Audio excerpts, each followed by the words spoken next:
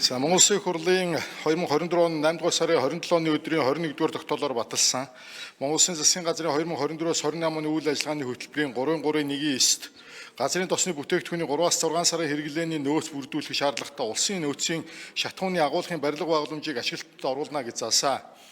Манай улсын газрын тосны бүтээгдэхүүний гол ханган нийлүүлэгч Орос улбаны улсын засгийн газар болон нийлүүлэгч компаниудаас тус улсын дотоодын зах зээлийн нөхцөл байдал, эрэлт нийлүүлэлттэй холбоотойгоор гаргасан экспортын хязгаарлалт, үйлдвэрлэлийн процесс, ээлжит засвар төлөвлөгөөт ажлаас шалтгаалсан нийлүүлэлтийн хэмжээний бууруулалт зэрэг арга хэмжээнүүд нь манай улсын шатхууны хангамжийн доктортой байдалд шууд нөлөөж тасалдал, хомсдол үүсэн эрэлт нийлүүлэлтийг нэмэгдүүлж үнийн хэлбэрлэлийг бий болгосоор ирсэн. Улс орны нийгэм эдийн засгийн засаг уулуурхай үйлдвэрлэлийн өсөлттэй холбоотойгоор манай улсын газрын тосны бүтээгдэхүүний хэрэглээ жил бүр өсөн нэмэгдэж байгаа бөгөөд 2023 онд 2.4 сая тонн,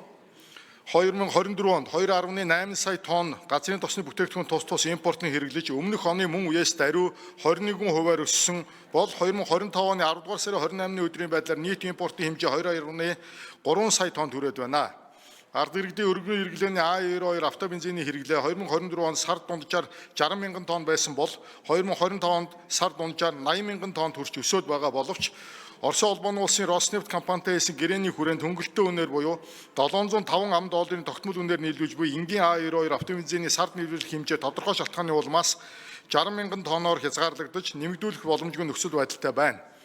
Мөн уул уурхайн үйлдвэрлэлийн өсөлтийг дагаад дизель түвшний хэрэглээ сар 140 мянган тонн төрж байгаа тул хэрэглээнд дутагдж буй 20 мянган орчим тонн А92 автобензин, 25 мянган орчим тонн дизель түвшний хэрэглээг бусад их үүсвэрээс буюу бүгд найрамд хятад ард улсаас худалдан авч хангах нөхцөл байдал үүсэж байна.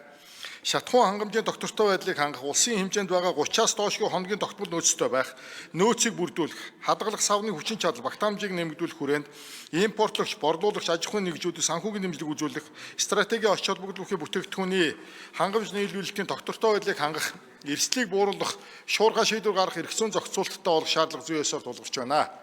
Иймд олон улсын худалдааны нөхцөл байдал, гадаад хүчин зүйлсийн нөлөөллөөс шалтгаалan дотоодын зах зээл дээр стратегийн ач холбогдох бүтээгдэхүүн болох шатхуун хангамж нийлүүлэлтэд учирч болшгүй эрсдлийг бууруулах, тасалдал хомсдлоос урьдчилан сэргийлэх, даван туулах арга хэмжээг тодорхойлох, нөөцийг бүрдүүлэх, холбогдох шийдвэрийг шуурхай гаргахтай холбогдсон харилцааг зохицуулах зорилготой стратегийн ач холбогдох бүтээгдэхүүний хангамж нийлүүлэлтийг дэмжих тухай хуулийн төслийг боловсруулалт танилцуулж байна. Хэлсэн шийдвэрлэж өгөхийг хүсье. Баярлалаа.